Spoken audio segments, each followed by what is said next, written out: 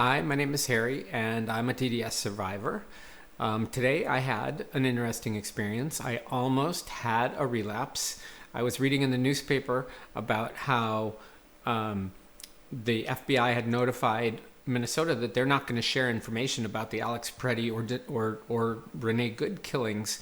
And, you know, I, before I realized that I have TDS, I would have thought that was just insane. I mean, they're demanding that, Minnesota cooperates with them, but then they're going to refuse to cooperate with Minnesota when two of their citizens were killed in what looks to be very unusual circumstances, right? And they're just going to keep that information locked up at the federal government to protect these potentially murderous officers, right? And that's how I would have looked at it in the past.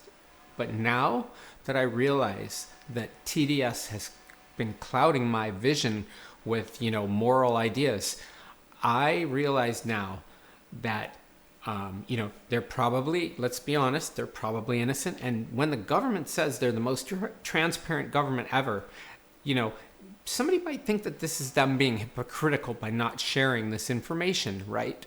But they're transparently telling us they're not going to share the information. And so when they say they're the most transparent administration ever, I think that's what they mean.